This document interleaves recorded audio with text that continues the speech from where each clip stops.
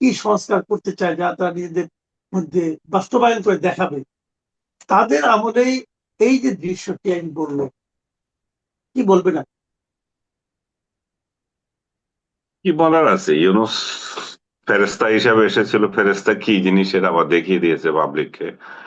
যে টিএভি তার যে রিপোর্ট সেখানে বলছে যে 2023 সালে তারা আওয়ামী লীগ সরকার থাকতেও এরকম একটা যে করেছিল, সেটার তুলনায় এই যে 25-এর এটাকে তারা কম্পেয়ার করেছে।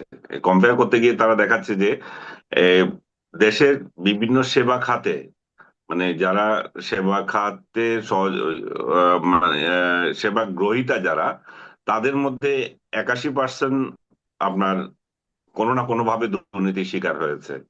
যেটা 2023 সালে আওয়ামী লীগ আমলে ছিল 70.9%, মানে কি 71% ধরেন, 81 এবং 71%, তার মানে 10% আরো বেড়েছে। এবং সবচেয়ে বেশি দুর্নীতি তারা দেখিয়েছে পাসপোর্ট উত্তোলনের ক্ষেত্রে বা পাসপোর্ট খাতে। এবং এটা বেড়ে দাঁড়িয়েছে যাতে এটা এই যে ইয়েটা 2023 সালের ঘুষের শিকার যারা হয়েছিলেন তাদের মধ্যে হচ্ছে 50.8% সেবা গ্রহীতা, যা 2025 সালে দাঁড়িয়েছে 63%। তার মানে এখানেও দেখেন 13-14 মতো বেড়েছে, 13 তো বাড়ছেই। তো এইগুলো নিয়ে পাবলিকের মাথার মধ্যে তো এখন ঢুকেছে যে ইউনুস কি শাসন আমাদেরকে দিয়ে গিয়েছিল, যে তার লোকজন যেটা আমরা যাদের তাদের কাছে যেটা আশা করেছিলাম, যে তারা একটা এমন একটা সহি সমাজ আমাদেরকে উপহার দেবে যেখান দিয়ে মানুষ একটা দৃষ্টান্তমূলক হতে পারে, যে নির্বাচিত সরকারগুলো আমাদেরকে যেভাবে দলীয় করণের শিকার হই, আবার আমরা সেবা খাতেও সেখানেও নানা রকম দুর্নীতি থাকে। কিন্তু দেখা যাচ্ছে যে ইন্টেরিয়াম গভর্নমেন্ট তার কোনো খায়েশ নাই অন্য কিছু, তার সরকারের আমলে পরিস্থিতি আরো বেশি খারাপ ছিল। এবং সেখানে শুধু কথার কথাই বলেছে ইউনুস, সেখানে ব্যক্তিগতভাবে বা তার সরকার এমন কোনো পদক্ষেপ নেয় নাই যে যেখানে এগুলো প্রিভেন্ট হতে পারে এবং এই দুর্নীতি কমতে পারে। বরং তার সরকারের বিভিন্ন ব্যক্তি দুর্নীতিতে আশ্রয় নিয়েছিল। এখন পত্রপত্রিকায় বেরোচ্ছে ইউনুস স্বয়ং দুর্নীতিতে আশ্রয় নিয়েছিল। নিজের যে দুর্নীতির মামলাগুলো ছিল সেগুলো সে খারিজ করে দিয়েছে। এবং তার বিরুদ্ধে করের যে মামলা ছিল সেটা খারিজ করে দিয়েছে। এবং যে বিভিন্ন আর্থিক লাভবান যেগুলো হয়েছে সেগুলো তো এর মধ্যে পত্রিকা এসেছে, নতুন করে কিছু বলার নাই। তার মানে এটা একটা প্রতিষ্ঠিত হলে যে বড় বড় কথা বলে শুধু ক্ষমতা দখল করলে হয় না বা ক্ষমতায় আসলে হয় না, এই যে সরকার পরিচালনা যে একটা কঠিন বাস্তবতা সেটাও জানতে হয়। এবং এই সমস্ত আনাড়ি লোকজনকে দিয়ে কখনো সরকার মানে চলতে পারে না। মানে এই যে আপনি বললেন যে সরকার পরিচালনা যে কতটা কঠিন, এটা হয়তো হ্যাঁ, উনি দায়িত্ব নিয়ে এসে বুঝেছেন। কিন্তু প্রশ্ন হচ্ছে, হ্যাঁ, কঠিন তো তখনই মনে হবে যখন নাকি কেউ ভালোভাবে সরকার চালাতে চাইবে। কিন্তু ওনারা হুম। কি সরকারটাকে ভালোভাবে চালানোর কোনো চেষ্টা কি ওনাদের মধ্যে ছিল, নাকি ওনারা নিজেরাই এর সঙ্গে জড়িয়ে গিয়েছিলেন? না, তাদের কোনো চেষ্টা ছিল না, তাদের একটাই চেষ্টা ছিল আওয়ামী লীগকে নিঃশেষ করো। আওয়ামী লীগকে নিঃশেষ করো, জামাতকে প্রতিষ্ঠিত করো, এনসিপি কে প্রতিষ্ঠিত করো, এটাই ছিল তাদের লক্ষ্য। দেশের জনগণের কি কল্যাণ হচ্ছে সেটা তাদের কোনো কোনো বিষয় ছিল না। আওয়ামী লীগকে দুর্নীতির প্রতীক হিসাবে প্রতিষ্ঠিত করতে গিয়ে সে দেখা গেল যে সে নিজেই দুর্নীতির প্রতীক হিসাবে এখন বাংলাদেশের শাসন আমলে প্রতিষ্ঠিত হয়েছে। তার থেকে নিকৃষ্ট শাসন এখন কেউ দিয়েছে বলে এখন আর বলা হয় না, এবং এরশাদ থেকেও খারাপ শাসন দিয়ে গেছে। আসলে শেখ হাসিনার সঙ্গে তুলনা করলে তো অবশ্যই খারাপ ছিল, সেটা পরিসংখ্যানই বলতেছে। সো বিশ্বমঞ্চে এই যে সাধু ভাবমূর্তি ইউনূস ধরে নিয়েছিল যে বাস্তবে যে এই মানে ব্যবস্থাটা বদলানো যে কত কঠিন পরীক্ষা, যে সেটা সে মানে প্রমাণ দিয়েছে আর কি। যে সে যে কতটা ব্যর্থ, এবং সে প্রশ্নগুলো এখন উঠতেই পারে। জি। আমরা আরো কিন্তু লক্ষ্য করেছি যে এই জিনিসটা আমি একটু জানতেই চাই, আমার কাছে আমি নিজে একটু কনফিউজ, যে এই যে এত দুর্নীতির অভিযোগ যাদের বিরুদ্ধে আছে এবং যারা দুর্নীতি করেছে বলে আমরাও বিভিন্ন সময় আলোচনা করেছি, তাদের সেই দুর্নীতির কোনো বিচারের উদ্যোগ কিন্তু কেউ নিচ্ছে না। এবং এই সরকারের এমন আমরা দেখছি আদালতেও যা যে দু একটা বিচারের জন্য দুজন করেছে সেগুলো কিন্তু মামলা হিসাবে গৃহীত হয়নি। তো যদি বিচার না হয় তাহলে এটা কি উদাহরণ তৈরি করবে? এটা উদাহরণ তৈরি করবে যে মানুষ বুঝে নেবে যে ইউনুসকে ওয়াকওভার দেওয়া হয়েছে, ইউনুসের সাথে এমন কোনো আন্ডার টেবিল ডিল হয়েছে এই সরকারের, যাতে করে তারা তাকে ছাড় দিচ্ছে, তার সাংবাদিকদের ছাড় দিচ্ছে। এটা তো এটা তো প্রতিষ্ঠিত। ইউনুস এসেছিল ওর কার্যক্রমে জামাতকে প্রতিষ্ঠিত করা, মুক্তিযুদ্ধকে ধ্বংস করা, অর্থনৈতিকভাবে লাভবান হওয়া এবং দেশটাকে আমেরিকার হাতে তুলে দিয়ে যাওয়া। এগুলো তার নীল নকশা অনুযায়ী সে খুবই সফল হয়েছে। এবং এই সফলতার পিছনে বর্তমান সরকারের সাথে তার কি ডিল হয়েছে সেটা তো কেউ জানে না। এই যে ফেব্রুয়ারিতে গিয়ে যে ইয়েতে যুক্তরাজ্যে গিয়ে তারেক রহমানের সঙ্গে তার কোন গোপন চুক্তি হয়েছে, কোন ক্ষমতা বলে আপনার আহ, তার পররাষ্ট্রমন্ত্রী এখন আগে জনই থাকে। হ্যাঁ, তো সবকিছু নিয়ে মানুষের মধ্যে তো একটা ধূম্রজল আছে, কিন্তু সেটা তারাই ক্লিয়ার করবে। কিন্তু এখনো পর্যন্ত যা দেখা যাচ্ছে, ইউনূসের প্রশাসন যেভাবে চলছিল, এই প্রশাসন যে খুব ভিন্ন কিছু করছে তা না। কিছু কিছু ক্ষেত্রে পরিবর্তন আসছে, জামাতি কিছু লোককে পরিবর্তন করে অন্য কাউকে দিচ্ছে, কিন্তু ইউনূসের লোকগুলো তো ঠিক মতোই বহাল তবিয়তে আছে। যত অথর্ব যেখানে যে যে আছে তাকে সেখানে রেখে দিয়েছে। জি, আমরা দেখেছি যে আপনি যে এই পররাষ্ট্রমন্ত্রীর কথা বললেন, আমরা দেখলাম যে এই পররাষ্ট্রনীতি আমাদের যেটা, সেখানে আমরা এবার প্রথমে আমাদের প্রধানমন্ত্রীর প্রথম যে সফরটা হলো সেটা হ্যাঁ। মালয়েশিয়া হয়ে চীনে গেল। এবং হুম। চীনে যাওয়ার ফলে আমাদের যে আঞ্চলিক যে ভূ রাজনৈতিক যে হুম। মানে আঞ্চলিক রাজনীতি, এখানে কি হ্যাঁ, কিছুটা পরিবর্তন অথবা প্রভাব পড়বে বলে আপনি মনে করেন? অথবা চীন থেকেই বা আমরা কি পেলাম? চীন থেকে কি পেলাম এখনো পর্যন্ত আমরা বড় ধরনের ক্লিয়ার আমরা হতে পারি নাই। সে অর্থে যদি বলতে যাই যে পাওয়ার অর্থ যদি বিলিয়ন ডলার ইনভেস্টমেন্ট যদি আমরা মনে করি যে চীন দিয়েছে, সে অর্থে সেটা এখনো প্রকাশিত না। কতজন চীনা বিজনেসম্যান বাংলাদেশে আসতে চায়, তারা রিলোকেশনের কথা বলেছে, তাদের কিছু কিছু ফ্যাক্টরি বা বাংলাদেশের সাথে তাদের আগ্রহ প্রকাশ করেছে যখন প্রধানমন্ত্রী তাদের সাথে সেখানে বৈঠক করেছিল। এবং বাংলাদেশ তো তাদের জন্য অলরেডি আনোয়ারাতে একটা ইকোনমিক জোন তৈরি করেছে। এবারে সফরে এই আরেকটা জোনের কথা উঠে এসেছে, সেটা হচ্ছে যে মোংলায় একটা ইকোনমিক জোন করা। এটা ইন্ডিয়াকে দিয়েছিল বিগত শেখ হাসিনা সরকার, কিন্তু ইন্ডিয়া যথাসময়ে এটা ঠিক মতো করতে পারেনি, কিংবা ইন্ডিয়াকে পছন্দ নয় সেজন্য হতে পারে ইউনুস এটা বাতিল করেছে। এখন সেখানে জাপান চায়নাকে আমন্ত্রণ জানানো হয়েছে। চায়না সেটা কি করে এখনো আমরা জানি না। এই বৈঠকে আমরা যদি খেয়াল করে দেখি দেখি যে ইনভেস্টমেন্টের সেটা সরাসরি কোনো আসে নাই। সহযোগিতার ক্ষেত্রটাও ক্লিয়ার হয়নি কত কত দিচ্ছে। এর আগে চাইনিজ প্রেসিডেন্ট যখন বাংলাদেশ সফর করেছিলেন তখন 27 বিলিয়ন ডলার ইনভেস্টমেন্টের কথা উঠেছিল। সেই দীর্ঘ মনে হয় 10 বছর হয়ে গেছে উনি এসেছিলেন যে। তো মাত্র সাত 7 বিলিয়ন বা 7.5 বিলিয়নের মতো ইনভেস্টমেন্ট হয়েছে। এবং যেগুলো ইনভেস্ট হয়েছে খুবই ধীর গতি, মানে চাইনিজ ইনভেস্টমেন্ট গুলো। বাংলাদেশের তরফ থেকে তো বারবার বলা হচ্ছে যে যাতে ইনভেস্টমেন্ট দ্রুত হয় এবং আরো বাড়ে। আর আর যে ঋণ সুবিধা যেটা আছে, ঋণের হার, সেই সরি এটা কি বলে, সুদের হার, সেটা যাতে একটু কমে। এবং আহ, বাংলাদেশ ঋণ পরিশোধ করার ক্ষেত্রে টেনিউরটা যাতে আরো বাড়ে। তো এই সমস্ত বিষয়গুলো এবারও আলোচনা হয়েছে। এবং 13টা সমঝোতা স্বাক্ষর হয়েছে বাংলাদেশ এবং চীনের মধ্যে। তার মধ্যে কয়েকটা গুরুত্বপূর্ণ ছিল।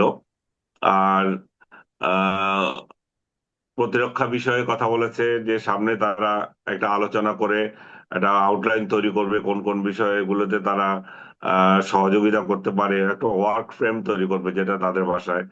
আর যথারীতি রীতি বাংলাদেশ তাইওয়ান ইস্যুতে একমত হয়েছে। বাংলাদেশের সবসময় এক চীন নীতির বিশ্বাসী, তাইওয়ানকে বাংলাদেশ ওন করে না। তারপর আর যে বিষয়গুলো আছে, রোহিঙ্গা একটা বড় ইস্যু। এই রোহিঙ্গা ইস্যুর আমি কোনো বড় ধরনের সমাধান এখানে এই আলোচনা এসছে দেখি নাই। সেই গতানুগতিক একই কথা যে মায়ানমারের সঙ্গে আলোচনার ক্ষেত্রে আমরা সহযোগিতা করব। এই সহযোগিতার প্রতিশ্রুতি চায়না বহু আগে থেকে আমাদেরকে দিয়েছে, কিন্তু সেটা তারা রাখে নাই। তারা মধ্যস্থতাকারী হিসাবে খুবই অসৎ, এবং তারা বরাবরই মায়ানমারের পক্ষ নিয়ে আছে। এবং বাংলাদেশের সাথে তাদের আরেকটা বড় সমস্যা হচ্ছে যে সীমান্তে আমাদের মায়ানমারের সঙ্গে অনেক জায়গায় মাইন পোতা আছে। সেগুলা নিয়ে আমরা একটা চাইনি সহযোগিতা চাওয়া উচিত ছিল, বা চেয়েছে হয়তো, আমি জানি না এটা নিয়ে কি করেছে তারা। তার সীমান্ত রোহিঙ্গা ইস্যু যেহেতু বড় ইস্যু, রোহিঙ্গাদের আহ এটা সমাধান হওয়া আমাদের জন্য এসেনশিয়াল। আর সবচেয়ে বড় ধরনের একটা ব্রেকিং হচ্ছে যে চাইনার তরফ থেকে আমাদের সঙ্গে বাংলাদেশ, মায়ানমার এবং চায়না একটা ইকোনমিক ডোর দাবি করা হয়েছে। তারা চেয়েছে যে আমাদের তিন দেশের মধ্যে যাতে একটা ইকোনমিক ডোর তৈরি করা হয়, যাতে করে বাংলাদেশের সাথে চায়না সরাসরি বিজনেস হয়। এবং সরাসরি বিজনেস মানে অবশ্যই সেটা মায়ানমারের সাথে বাংলাদেশের ইকোনমিক ডোর যদি তৈরি হয় সেটা কার্যকর হবে। কিন্তু এই ইকোনমিক ডোর নিয়ে, করিডোর দেওয়া নিয়ে, ডোর মানে করিডোর দেওয়া, এই করিডোর দেওয়া নিয়ে এর আগেও বহুবার কথা হয়েছিল। খালেদা জিয়ার সরকার যখন আগে ছিল 2001 সালে, তখনও আপনার লুকিস্ট পলিসির অংশ হিসাবে বাংলাদেশ চেয়েছিল একটা ইকোনমি এই করিডোর এখানে তৈরি করার জন্য, তার সাথে যাতে করে কুনমিনের সঙ্গে বাংলাদেশের সরাসরি যোগাযোগ হয়, এবং কারণ সেটা সবচেয়ে কাছের হয়। কিন্তু ওই উদ্যোগ আর মানে আলোর মুখ দেখেনি। এবার কতটা আলোর মুখ দেখবে আমি জানি না, কারণ চায়না নিজেরাই প্রস্তাব করেছে। আবার বাংলাদেশের তরফ থেকে এখনো এই বিষয়ে এখনো পর্যন্ত কোনো কথা বলা হয়নি। তো এগুলোই হচ্ছে মূল বিষয় ছিল। আর বাংলাদেশের তিস্তার ইস্যুতে তারা তো সহযোগিতার কথা বলেছে। তারা অলরেডি এটাকে কি বলে, গ্রাউন্ডে পরীক্ষা করা যে বিষয়টা সেটা করেছে।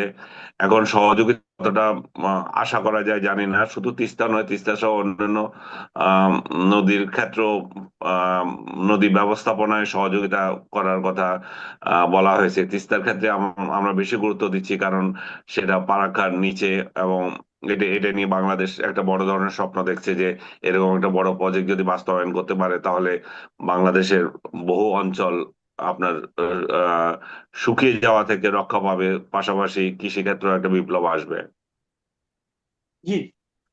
আমরা আলোচনার একদম শেষ পর্যায়ে আমি একটা ঠিক পলিটিক্স অথবা এই ধরনের ঘটনার বাইরে অনেকটা ব্যক্তিগত একটা বিষয় নিয়ে আলোচনা করতে চাই। যে এই বিশ্বকাপটা এখন মোটামুটি চলছে, আমার ধারণা রাত জেগে আপনিও খেলা দেখছেন কিনা জানি না, টাইমিংটা আমাদের জন্য খুবই একটা হয়ে গেছে। হ্যাঁ, তারপরেও এই বিশ্বকাপ এখন পর্যন্ত যা দেখছেন, প্রথম পর্যায়ের খেলা প্রায় শেষ, গ্রুপ পর্যায়ের খেলা।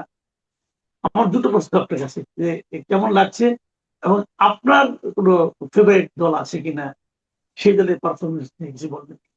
আমার আমি ভেরি ফ্র্যাঙ্কলি আমি খুব সিরিয়াসলি খেলা দেখছি না এই জন্য যে টাইমটা খুবই মানে উল্টাপাল্টা। এইটা হয়তো গ্রুপ পর্বের খেলা শেষ হলে পরবর্তী পর্যায়গুলো দেখতে পারবো। আর আমার এমবাপ্পে খুব পছন্দের, একটা ইয়াং তেজি প্লেয়ার। তো এমবাপ্পের জন্য আমি চায়নাকে, ফ্রান্সকে সাপোর্ট করছিলাম গত বছর থেকে। আর এর আগে আমি জার্মানিকে সাপোর্ট করেছিলাম 3 বার। জার্মানিও ভালো করেছে। আর তার অনেক আগে যখন স্টুডেন্ট লাইফে ছিলাম, বা তারও পরে ব্রাজিলকে সাপোর্ট করতাম। তো ব্রাজিল আমাকে খুব হতাশ করেছে। আমি ব্রাজিলকে নিয়ে এখন আর, মানে নেইমার ভালো খেলে, সেটা একটা ভালো বিষয়, কিন্তু আমি ব্রাজিলকে এখন আর ওইভাবে মানে করি না। মনের গহীনে একটা টান আছে, কিন্তু ওইভাবে আর প্রিয় দল নয়। এখন প্রিয় দল বলতে কোনোটাই না। তবে এমবাপ্পের জন্য ফ্রান্সের প্রতি আমার একটু ভালোবাসা জন্মেছে। আর আর যে যে ধরুন ব্রাজিল হলে আর্জেন্টিনার ভালো খেলায় যাদের মন জ্বলে, আমার ওইরকম জ্বলে না। মজা করি, কিন্তু তার মানে এই নয় যে আমি আর্জেন্টিনার বিরোধী। আমি আর্জেন্টিনা, মেসির সাথে তো কারো তুলনাই হয় না। So, right. এবং বাংলাদেশের লোকজনও এত ক্রেজি মেসির খেলার জন্য। তো সেদিক থেকে আমার মনে হয় যে আহ বাংলাদেশে তো দুই পার্টি হয়ে আছে অলরেডি। আমার পার্টি হয়তো মেসি, এমবাপ্পের পার্টি বোধহয় হয়তো কম আছে। তারপর আমি চাই যে ফ্রান্স এবার বিশ্বকাপটা জিতুক। আর বাংলাদেশের বেশিরভাগ লোক যেহেতু আর্জেন্টিনাকে চাচ্ছে, আহ, তারাও, এবং আর্জেন্টিনা ব্রাজিল এই দুইটাও যদি সফল হয়, মোট কথা হচ্ছে আর্জেন্টিনা ব্রাজিল জার্মানি ফ্রান্স, এই চার দলের মধ্যে যদি যে কেউ জিতে আমি খুশি হব। ইভেন পর্তুগাল জিতলেও খুশি, কারণ CS7 তার শেষ বেলায় যদি একটা কাপ নিতে পারে তার হুম। জন্য একটা গৌরবের হবে। এর বাইরে না, এর বাইরে অন্য দলগুলোর খেলা ওইভাবে আগ্রহী না আমি। জি, অনেক ধন্যবাদ, অনেক ধন্যবাদ জনাব আনিস আলমগীর। প্রিয় দর্শক, আপনারা অনেক কিছু শুনলেন আনিস আলমগীরের কাছে।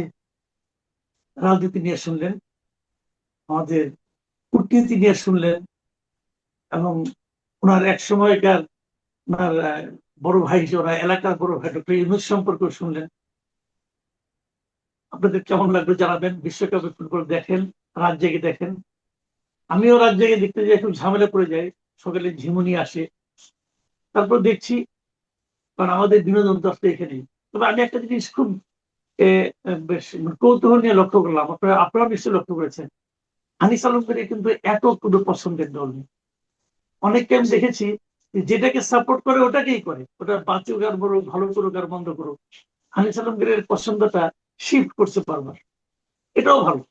উনি যে ভালো খেলে তার পক্ষে আছে। করে একটা ফরেন মাস্টার্সের ইন্টারেস্ট সার্ভ করে, একটা খুবই প্যারোকিয়াল, একটা ভেরি ন্যারো একটা গ্রুপের কে ইন্টারেস্টটা সার্ভ সেরকম করে। কি উদাহরণ আছে বাংলাদেশে? আছে, আমি নাম বলতে চাই না, বাট এটা যথেষ্ট আছে। যারা জার্নালিজম করেন অবশ্যই তা এক একজনের এক এক এডিটোরিয়াল পলিসি আছে। এখন সেটা অন্যরা আমাদের মেজরিটি হ্যাঁ, পিপলের। এখন অন্যরা যদি ধরেন অন্যদের ইন্টারেস্ট সার্ভ করে, ফরেন ইন্টারেস্ট সার্ভ করে, তাহলে আপনারা যে অন্য কোনো ফরেন ইন্টারেস্ট সার্ভ করবেন না, এটা লোকে কি করে বিশ্বাস করবে? এটাই তো দেখার বিষয়। আমাকেও যে অ্যাকিউজ করবে না তা তো না, সে আমি দেখুক, এটা দেখার উপরে তো।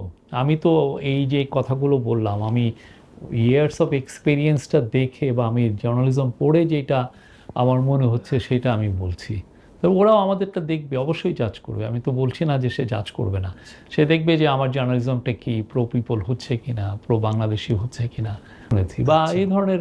ওয়াদা ইটস এ ভেরি গুড, আমি মনে করি এটা ভালো বাংলা শব্দ। আপনি হয়তো লক্ষ্য করেছেন যে আপনাদের এই পত্রিকাটা যেদিন লঞ্চড হলো, কেউ কেউ কমেন্ট করছেন যে এটা একটা ডানপন্থীদের ইংরেজি পত্রিকা, এভাবে বর্ণনা করছেন। এর জবাবে কি বলবেন? আমি বলবো যে আমরা কিছুটা সেন্টার রাইট হওয়ার চেষ্টা আছে অবশ্যই। এই বাংলাদেশের সোসাইটি যদি দেখেন, এই সোসাইটিতে বাংলাদেশের সেন্টার রাইট দের জন্য ক্যাটার করার নিউজ পেপার খুবই কম। মানে আমাদের নিউজ পেপারগুলো ইংরেজিতে আপনি সেন্টার রাইট বলতে ব্যাপারটা যেরকম শোনায়, বাংলায় যখন এটাকে ডানপন্থী বলা হয় সেটা তখন ভিন্ন অর্থ দ্বারা বা ভিন্ন রকম শোনায়, তাই নাকি? এখন আপনি ডানপন্থী, আমার কথা হচ্ছে আমরা ইথিক্যাল জার্নালিজম করছি কিনা। আপনি আমার জার্নালিজম দেখবেন কতটুকু আমি ইথিক্যালি সাউন্ড থাকি। চেষ্টা করছি এই যে আমরা জুলাইয়ে বিশ্বাস করি, জুলাইকে আমরা ধারণ করি। হ্যাঁ, তো অবশ্যই তার অনেকে যারা জুলাইয়ের বিরুদ্ধে ছিল তারা, মানে আপনারা কি ইসলামপন্থীদের কেটার করবেন? আমরা সবাই যারা সেন্টার রাইট সবাইকে কেটার করব, বাট এটা ইথিক্যাল জার্নালিজম। মানে এটা আপনাদের পলিসি যে আপনারা সেন্টার রাইট, আমরা সেন্টার রাইটের দিকে আমরা কি এদেরকে ক্যাটার করব। আবার বাংলায় বলে এটা মধ্য ডানপন্থী, আপনারা মোস্ট ওয়েলকাম। আমরা সেন্ট্রিস্ট পিপলদেরও ক্যাটার করব, সবাইকে। এটা ইসলামপন্থী আমরা এইভাবে দেখছি না। বাট একটা জিনিস, যে যেই পন্থী হোক, কারো যদি কোনো হিউম্যান রাইটস অ্যাফেক্টেড হয়, আন্ডারমাইন, আমরা তার পাশে দাঁড়াবো। সে যেই পন্থী হোক, সে লেফটিস্ট হতে পারে, সেক্সুয়াল মাইনরিটি হতে পারে, সে ডানপন্থী হতে পারে, সে ইসলামিস্ট হতে পারে, সে একটা রিলিজিয়াস মাইনরিটি হতে পারে, আমরা তার পাশে দাঁড়াবো। আপনি যেহেতু একটা গভর্নমেন্টে সার্ভ করেছেন, ইন্টারিম সরকারের সময় প্রধান উপদেষ্টা ডক্টর মোহাম্মদ ইউনূসের প্রেস সচিব হিসেবে সার্ভ করেছেন। যদিও ইন্টারিম সরকারটা মানে ইন নেচার এটা নন পলিটিক্যাল সরকার ছিল, কিন্তু বাস্তবে সেই সরকারকেও এখন একটা পক্ষ হিসাবে ধরে নেওয়া হচ্ছে বা কেউ কেউ ধরে নিচ্ছে। তার মানে হচ্ছে যে সেই সরকারে সার্ভ করার অর্থ হলো যে আপনার ইমেজ পলিটিক্যালি টেইন্টেড হওয়া। সেখান থেকে বেরিয়ে এসে আপনি কি একটা অবজেক্টিভ জার্নালিজম করতে পারবেন? Why not? এটা বাইরে কি হচ্ছে না? আপনি এই যে মেজরিটি এলার গ্রিন করছেন না, আপনার তো অবশ্যই আপনি একটা পলিটিক্যাল আইডিওলজি আপনি এক্সপাউজ করেন, ওইটা আপনাকে নিতেই পারেন। আর ইন্টারিম গভর্নমেন্টে আপনি যদি বলেন যে এটা নন পলিটিক্যাল নন পার্টিজান ছিল, তাও বলা ঠিক না। আমরা তো জুলাই দ্বারা আমাদের জন্ম হয়েছে জুলাইয়ে, ঠিক না? তো জুলাই তো একটা সার্টেন প্রিন্সিপাল উপর দাঁড়িয়ে আছে। জুলাইয়ে কারা বিপরীত পক্ষে ছিল সেটাও তো এই interim government is very much a political entity. তো সেইখানে আমি ছিলাম, আমার অবভিয়াসলি পলিটিক্যাল এক্সপোজার হয়েছে, বাট আমি তো একটা বিদেশি একটা ইন্টারন্যাশনাল নিউজ এজেন্সিতেও আমি 20 বছর। এটা বলছি কেন, দেখেন ইন্টারিম সরকারে তো অনেকেই কাজ করেছে, আমিও সেই ইন্টারিম সরকারের অধীনে কাজ করেছি একটা পজিশনে, আপনার মতো তো বড় পজিশনে করি নাই, ছোটোখাটো পজিশনে, but you became the face of that interim government. এইটা আপনাকে অন্যদের চেয়ে আলাদা করে রেখেছে। এটাকে আপনার জন্য পজিটিভ না নেগেটিভ? আমি তো মনে করি আমি যে ইন্টারিম গভর্নমেন্ট যেখানে দাঁড়িয়েছিল সেটাকে আমি রিপ্রেজেন্ট করার চেষ্টা করেছি। অবশ্যই আমার বক্তব্য পলিটিক্যাল, অনেক বক্তব্যই পলিটিক্যাল ছিল, because interim government is obviously মানে fruit of a revolution. Revolution তো একটা পলিটিক্যাল ইভেন্ট। আপনি যা করেছেন এটা কি আপনি নিজে থেকে করেছেন or you are assigned to do it, কোনটা? না, এটা আমার পোস্টটাই পলিটিক্যাল পোস্ট।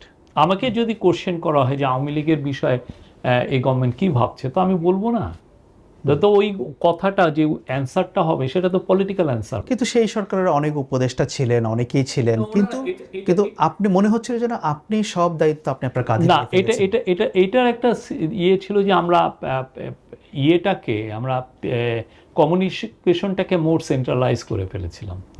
এটা দরকার ছিল, কিন্তু লোকে তো আপনাকে টার্গেট করছে। না, এটা কমিউনিকেশন সেন্ট্রালাইজ করার কারণে যেটা হয়েছে যে আমি most of the time I was speaking at the press briefing.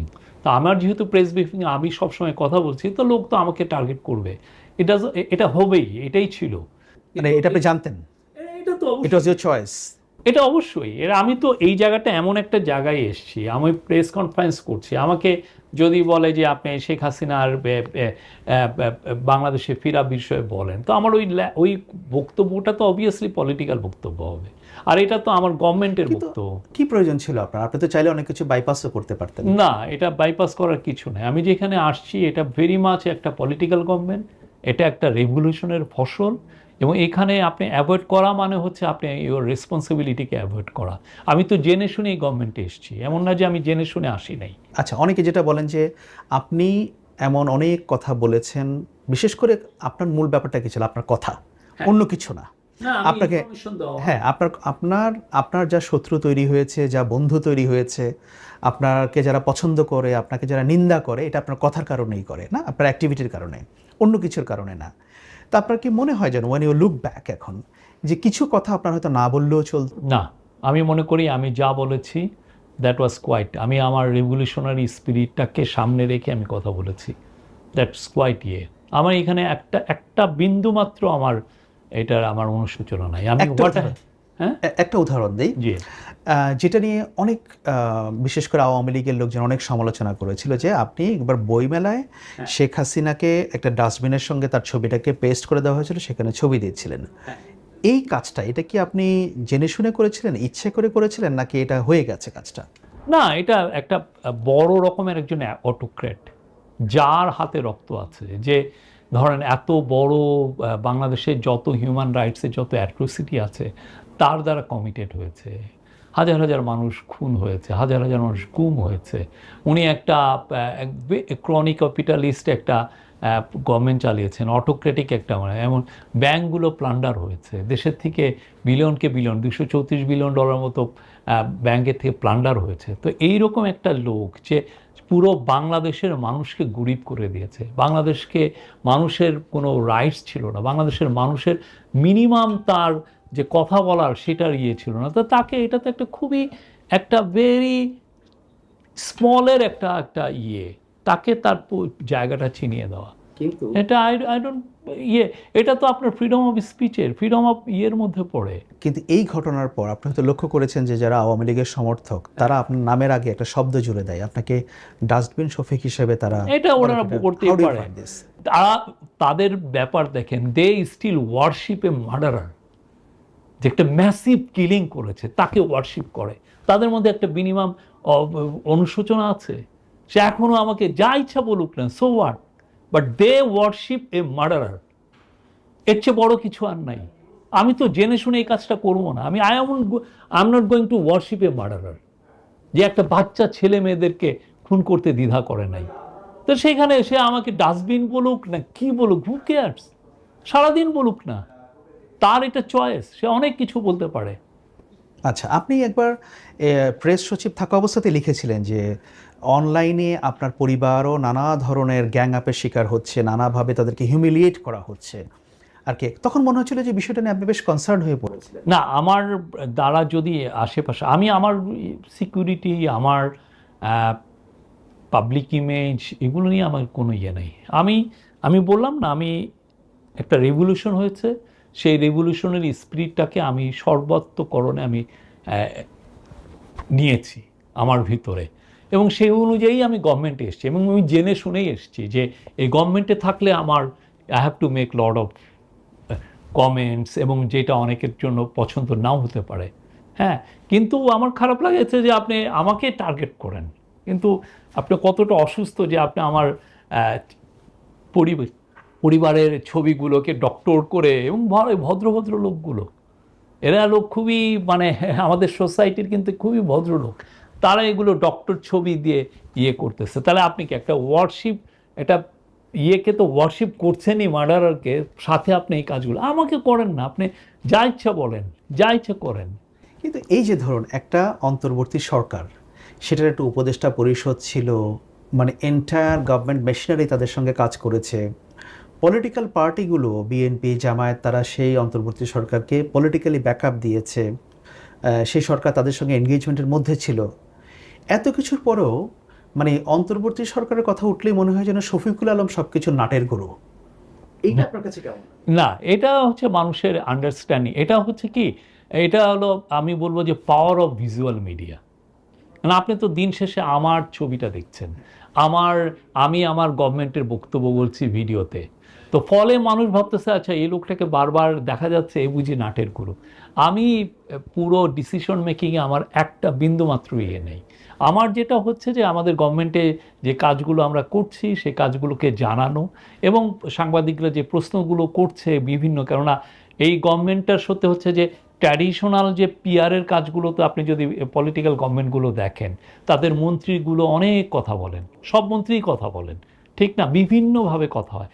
আমাদের এখানে অনেকে মিডিয়া সাই ছিলেন, কথা বলেন নাই, ফলে আমি কথা বলেছি, ফলে মানুষের এটা একটা বাজে ধারণা হতে পারে যে আমি নাটের গুরু, বা আমার কোনো এটা নিয়ে আপনার কোনো you are not concerned at all? না, আমার এটা নিয়ে আমি জীবনে আমার ডিপার্টমেন্টের ডিসিশন ছাড়া, যে আমার ডিপার্টমেন্টে একজনের কে কে রিক্রুট হবে, কে আজকে কি নিউজ যাবে, হ্যাঁ, এবং আমি মনে করি এই যে আমার টিম খুবই ব্রিলিয়ান্ট জব করেছে। আমরা এমন কোনো সাংবাদিককে আপনি জিজ্ঞেস করবেন, তা বলবে না যে হোয়াট উই হ্যাভ ডান। সেটা অবশ্য বলে না কেউ। আপনি লক্ষ্য করবেন যে এখন নতুন সরকার এসেছে বিএনপি নেতৃত্বে, তাদের একটা প্রেস উইং আছে। এখন হরহামেশাই অনেকেই অন্তর্বর্তী সরকারের আপনি যেটা নেতৃত্ব দিয়েছেন সেটা সেই প্রেস উইংয়ের সঙ্গে এই প্রেস উইংকে কম্পেয়ার করার চেষ্টা করে। আপনার কাছে এটা কেমন লাগে? না, আমি এই কম্পারিজনে যেতে চাই না। এক একটা গভর্নমেন্টের এক এক রকমের ক্যারেক্টার। আমাদের গভর্নমেন্টের যে ক্যারেক্টার ছিল, সেই গভর্নমেন্টে আমরা কমিউনিকেশনটাকে, আমি বললাম না, আমরা খুব সেন্ট্রালাইজ করে এক ভয়েসে আমরা বলতে চেয়েছি, যাতে কনফিউশনটা না তৈরি হয়। আপনি দেখবেন যে মাল্টিপল ভয়েস যদি অনেক সময় কথা বলে, অনেক ধরনের কনফিউশন তৈরি হয়, এবং ওইটা নিয়ে আবার পরে রাতে টকশো হোস্টরা বিভিন্ন, আচ্ছা উনি এটা কেন বললেন বা এটা করলেন। আমাদের একটা ভয়েসে গেলে একটা লাভ হয় কি, যে সবাই জানে যে কি হচ্ছে। আপনি যখন প্রেস সচিব দায়িত্ব পালন করেছেন, আমি নিজেও যখন আপনার কাজগুলো দেখতাম, এটা আমাকে অনেক আগে একজনের কথা মনে করিয়ে দিত। এটা হচ্ছে যে ইরাকে সাদ্দাম হোসেনের একজন তথ্যমন্ত্রী ছিলেন, সাইদ আল সাহাফ। আমেরিকার সঙ্গে ওয়ারের সময় সাইদ আল সাহাফ তখন ইরাকের ফেস হয়ে উঠছিলেন আর কি। উনি হচ্ছেন ইরাক ওয়ারের আপডেট দিতেন, উনিই সব কিছু করতেন আর কি। তো আপনি যে রোলটা আসলে যেটা প্লে করেছেন, এটা কি ব্যাক অফ ইউর মাইন্ড ওরকম কোনো কিছু ছিল না, ইট জাস্ট হ্যাপেন্ড? না, একটা ফান্ডামেন্টাল ডিফারেন্স হচ্ছে যে সাইদ আল সাহাফের কোনো মানে মানে ইরাকি ওই রেজিমটা খুব তো আনপপুলার না ছিল। না, আমি বলছি যে তার রোলের কথা আর কি। না, আমাদের যেটা হচ্ছে যে আমরা এটার কারণ হচ্ছে যে বাংলাদেশে ধরেন 53 আমরা যখন ক্ষমতা এই ইন্টারিম গভর্নমেন্ট নেয় তার আগে 53 বছরে কোনো তো কেউ এসে তো প্রেস কনফারেন্স করে না। আমরা সপ্তাহে 4 দিন 5 দিন প্রেস কনফারেন্স করেছি, ঠিক আছে। আমরা প্রতিদিন 10, 12টা, 15টা, 20টা প্রেস রিলিজ দিয়েছি, হ্যাঁ। কোনো এবং মানুষজন আমাদেরকে আমাদের যারা ডেপুটি প্রেস সেক্রেটারি আছেন তারা টিভিতে যে তাদের কথাগুলো বলেছেন, আমি বলেছি। আমি পুরো ইন্ডিয়ান মিডিয়াটা ফেস করেছি, ইন্টারন্যাশনাল মিডিয়া ফেস করেছি। এটার ফলে হয়েছে যে প্রচুর এই কাজটা যে কোনো দেশে করে, এবং এদের স্ট্রাকচার আপনি ব্রিটিশ যে দেখেন ওদের ডিরেক্টর থাকে, কমিউনিকেশন ডিরেক্টর থাকে, বা America white house press secretary প্রতিদিনই করে, এবং এটা বছরের পর ডিকেড এটা হয়েছে বলে মানুষ ইউজড হয়ে গেছে। আমাদের এখানে কি হঠাৎ করে আমরা এই কাজটা করলাম, এই জন্য মানুষ ইউজড না হলে এই দেখেন আপনার রোল নিয়ে মানে কোনো সম্পাদকও তখন প্রশ্ন তুলেছিলেন যে আপনি নিজে থেকে এমন অনেক কথা বলছেন, আপনি একটা পলিটিক্যাল রোল প্লে করছেন, আপনি তো রাজনৈতিক সচিব না, আপনি প্রেস সচিব, কেন আপনি পলিটিক্যাল রোল প্লে করছেন? যে কোনো press secretary is a political role, তার পলিটিক্যাল কথা বলতে, যে কোনো government is a political government. এটা তো কেয়ারটেকার গভর্নমেন্ট না যে আপনি 3 মাসের জন্য আসলেন, আপনি ইলেকশনটা করেন চলে গেলেন। এই কাজে তো এই ইন্টারিম গভর্নমেন্ট আসেনি। ইন্টারিম গভর্নমেন্ট একটা রেভলিউশনের ফসল, এবং রেভলিউশনেরকে একটা ধারণ করে। আমাদের এখানে কার এগেনস্টে রেভলিউশন হয়েছে এটাও সবাই জানে। তো ফলে তার তো পলিটিক্যাল, আমি যে কথাগুলো বলবো সেটা তো পলিটিক্যাল কথা আসবেই। এটাকে আপনি অ্যাভয়েড করবেন কিভাবে? Can you do that? আমার তো মনে হয় না এটা অ্যাভয়েড, এবং অ্যাভয়েড করলে হয়তো তাহলে আপনি আপনার জবটা গিয়ে করছেন, এবং আপনার যেটা হবে যে এই রেভলিউশনটাকে আপনি ধারণই করছেন না, মানুষ এই ধরনের একটা ইমপ্রেশন পাবে। হ্যাঁ, মানে ধরুন যেটা দেখলাম যে বাংলাদেশে তো বহু সরকার প্রধান ছিল, তাদের প্রেস সচিব কে ছিল তাদের নামও অনেকে জানে না, অর্ডিনারি পিপল সেটা জানে কারণ না। ওনারা প্রেস কনফারেন্স করেননি। হ্যাঁ, এবং তারা সেই রোলটা প্লেও করেননি বা তাদেরকে প্লে করতে দেওয়াও হয়নি। কিন্তু আপনি মানে মনে হয় যেন প্রেস সচিব রোলটা আপনিই প্রথম পারফর্ম করেছেন, ব্যাপারটা এরকম মনে হয় না? আমি তো বললাম আমরা গ্লোবাল যে স্ট্যান্ডার্ডগুলো সেগুলোই করেছি, যে ফলে এটা একটা কালচারাল শক হয়েছে অনেকের। আচ্ছা, এখন বলুন তো, আপনি আন্তর্জাতিক বার্তা সংস্থা এএফপিতে বহু বছর কাজ করেছেন, তার আগে লোকাল মিডিয়াতে কাজ করেছেন, you have a long journalism career, এবং এএফপিতে আপনি খারাপ ছিলেন না, ভালো বেতন পেতেন, অনেক কিছু সুযোগ সুবিধা ছিল। কেন আপনার মনে হলো যে ওটা ছেড়ে দিয়ে এই ধরনের রোলে আসতে হবে, যেটার মধ্যে আপনার নিন্দিত হবার অনেক এলিমেন্ট আছে, অনেক কারণ আছে? কারণ হচ্ছে যে আমি এই জুলাইয়ের রেভলিউশনটাকে আমি ওন করি। আমি মনে করি যে আমার এটা একটা সুযোগ। সারা জীবনই তো 20 বছর ধরে আমি এএফপিতে ছিলাম, তার মধ্যে 12 বছর ব্যুরো চিফ ছিলাম। আমার সত্যিকার অর্থে আমার ওই সময় ভালো ইনকাম ছিল যথেষ্ট। আমি যখন সরকারের সিনিয়র সচিব হলাম দেখলাম যে আমার ইনকাম, আমি ওইটার 4 ভাগের 1 ভাগ হয়ে গেছে আমার ইনকাম। কিন্তু আমি মনে করেছি যে অনেক তো করলাম বিদেশি ইয়েতে, আর একই স্টোরি বারবার করছি। আপনাকে পিক করলো কারা, মানে আপনার কাছে অফারটা কিভাবে এসেছে? আমাকে অফার এসছে প্রফেসর ইউনুস, উনি লামিয়া আপার মাধ্যমে আমাকে জানিয়েছেন যে আমি উইল আই বি ইন্টারেস্টেড। আমি রাইটলি বলেছি ইয়েস আই এম। তো আপনি এখন যদি ইন্টারিম গভর্নমেন্টের মূল্যায়ন করতে চান, আপনার কাছে কি মনে হবে যে ইন্টারিম গভর্নমেন্ট 3টা কাজ যেটা করেছে খুব হাইলি রিগার্ডেড বা অনেক ভালো কাজ, সেটা কি? প্রথম কথা হচ্ছে দেশকে একটা ভয়াবহ রকমের একটা অ্যানার্কি, ক্যাওস, আপনি বলেন সিভিল ওয়ারও বলতে পারেন, কেউ এগুলোর থেকে রক্ষা করা, দেশে একটা স্ট্যাবিলিটি আনা, এটা একটা বড় একটা কাজ। এটা কেউ দেখা যায় না। যেই ধরনের একটা মানুষের যেই ধরনের অ্যাঙ্গার ছিল, সেই জায়গায় প্রফেসর ইউনূসের লিডারশিপ দেশটাকে একটা স্ট্যাবিলাইজ করেছে। হ্যাঁ, অনেক ধরনের অনেক কিছু হয়েছে, কিছু কিছু ভায়োলেন্স হয়েছে, আই এগ্রি, কিন্তু ওভারঅল দেখেন তেমন কোনো রিভেঞ্জ অ্যাটাক হয় নাই, যেটা অন্যান্য অনেক দেশে হয়, কিছু হয় নাই।